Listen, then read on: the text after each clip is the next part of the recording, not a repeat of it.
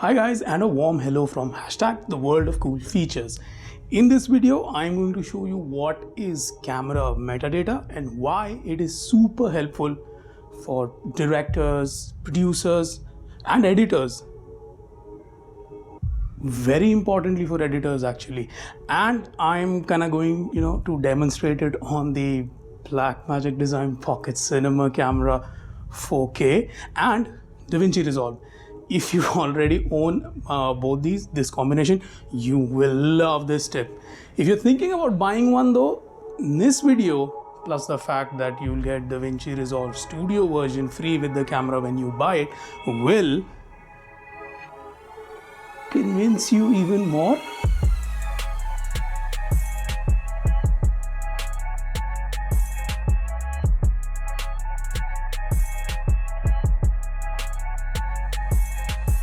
In the simplest of words, metadata is technical information that gets embedded on the files that your camera generates or the clips that you shoot. And every commercial device does it, by the way, and it happens to both photos and videos. They both have metadata. For example, take out your phone. Now click a picture. Then look for details of the picture. See? All of this is metadata. Now all cameras, they are a sensor with a shutter, and a lens mechanism in front of it. But some cameras are clearly meant to be filmmaking tools.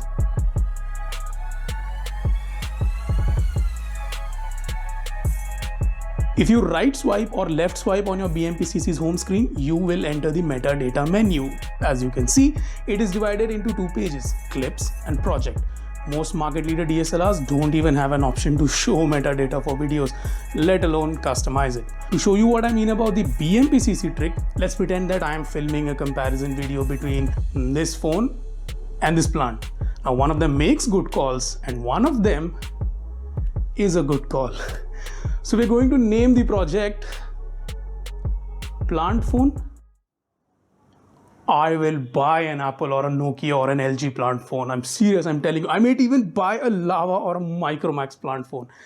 Anyways, let's keep going forward. So if you're not a proper crew, you can put your own name in the director field because narcissism. You can do the same for the camera operator field as well. And since Plant Phone is a single cam project, this is the A cam. So I'm going to leave it unchanged. But when I'm filming an interview with both my BMP-CCs, I change this to I for interviewer and G for guest. Or you can just go A, B, C, D or 1, 2, 3, 4. I mean, you get the idea. Let's go to the clips page now. Slate for next clip means that every information that you're seeing here right now will get embedded on the clip that will get recorded next, except for good take last clip. We'll talk about it later. So the project settings are kind of like global, unless you change them, they will get embedded uniformly on every following clip, subsequent clip. The clips data is per clip. If you have a lens that talks back to the camera, you will see it pop up automatically here. In fact, it accurately updates too. If I change the aperture, it updates. I zoom, it updates. I change focus and it gives me a readout. If you have a non-native lens that doesn't support this, I highly suggest you to enter your lens information manually and at least put in your framing using basic keywords. Trust me, it comes very handy.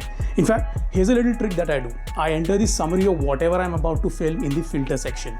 It's supposed to be for filters that you attach in front of your lenses, but just hear me out, please.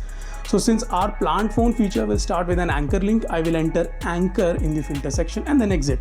Reel is your storage device, by the way. So when you start a new shoot, on a card, it's reel number 1. And let's say your card gets full, you switch cards and then the new card becomes reel number 2. Scene is literally the camera division of your script. I think Plant Phone, the review feature, will have 4 scenes overall.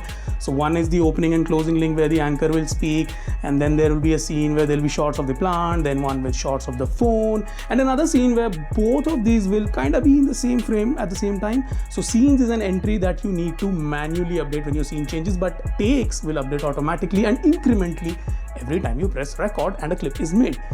You can change it manually, but why? INT is interior, EXT is exterior, day is if you're filming in the day, night is if you're filming in the night, unless जो तुमको हो पसंद वही बात कहेंगे. That's a Bollywood joke, and I'll be infinitely psyched if I get to read in the comments, saying, hey, I got it. The good take last clip is insanely helpful and important. So let's say I start filming my anchor intro for Plant Phone. I press record, go and take my position and start saying my lines, but then I fumble, blah, blah, blah, blah, blah. Remember, this is all being creatively imagined because yours truly never fumbles. At least not in the final upload file. So I take a cut, I press record again, go back, take my blocking, give an effortless take, then suddenly remember, I don't need to go to the camera to stop recording. There are apps on the Play Store and the App Store that connect to the BMP-CC via Bluetooth and let you control it from a distance. Not just video settings, but zoom and focus for supported lenses, recording formats and clip level metadata. And since I've done an amazing take, I'm going to tap good take last clip. Then let's move to the second scene, which is shots of both the plant and the phone. So it will be scene 2 and the take automatically resets to 1. I will go to the lens data menu and enter plant phone in the filter section. Now I'm not going to show you the entire process, but what I will do is take 4 or 5 shots of both these and tag 2 or 3 of those clips as good shots. Then I will change the scene to scene 3, change the filter to just phone, take 4 or 5 shots, tag 1 or 2 as good, scene 4, filter to phone, 4 or 5 tag and tag 2 3 good. And now comes the fun part, which editors and producers will appreciate a ton. I am a huge fan of assistants and interns who spend hours sorting footage for us Star-Lords and prepping the whole project. But my assistant and my intern, all 3 of us are in love with the same girl. In fact, we're all married to her. So when I hand over a project to my editor, who by the way 96% of the time is also in love with the same girl and is married to her, but for the 3% times when all I do is hand over a folder full of randomly named and not at all sorted footage to my editor, he opens DaVinci Resolve, goes to the media page, navigates to the folder where all the footage is, changes everything to list view, then sorts everything by scene. If you're not seeing the scenes parameter by default, just right click on this bar and enable it. Of course, I would suggest you should spend some time looking at the tons of other options available. Then he navigates to the metadata section and selects camera data from this drop-down menu if it's not visible by default. And look, in the filter section, it says anchor because we typed it silly, remember? So now my editor, who was not at the shoot, who I did not send any log sheet, knows that scene 1 is anchor links. He makes a new bin in the media pool called footage, and inside that folder he makes another bin called anchor and then drags every shot labeled as scene 1 into this bin. He clicks on scene 2, the filter metadata reads plant phone, so he makes a bin called plant and phone, and every clip numbered with scene 2 goes in that bin. So this goes on till he has made as many number of bins as there are number of scenes. And now let's move on to some magic. I pity you editors who have to deal with and watch hours and hours of footage to find usable clips. My editor goes to the smart bins pane and right clicks to add a smart bin. See, smart bins were added to Resolve to help sort footage based on a large number of selectable parameters. And you will notice that because as soon as the create smart bin pops up, the media pool will show you all your footage, irrespective of your folder structure. Now, I found out a life and time saving trick and I will show you one example and it'll be enough. So we name our smart bin as anchor OK. And we need to match all of the following rules because we will have 2. Select the first drop down to metadata camera, the second drop down to filter, leave contains B and just type anchor in the last empty box. Immediately you will see the media pool page behind change. It's showing you all your anchor tagged clips, but wait, add another parameter to your filter, change the first drop down to shot and scene. By the way, it's not like you can't leave it to the default media pool property selection, but then you will have to deal with a longer list in the second drop down. So in the second drop down, find the option that says good take and kablooey. When you set the last parameter to is true, you are now seeing all the OK takes that you marked as good takes, and now just click on create smart bin. Do you realize what this means? This means 3 major things. No one in my team sits to sort footage into contextual bins. I have OCD and my footage and folder management skills will win me an Oscar when I become famous because my channel blew up.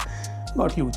But sometimes I have to quickly transfer all the clips from my location to my friend who edits out of Mumbai.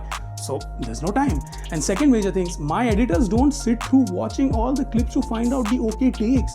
Their fast cut timeline is ready very quickly. They don't have to deal with log sheets as well, which is kind of a part of the third major thing as well. None of my production crew needs to sit with an editor for the first cut, help them sort the footage, what is where and all that.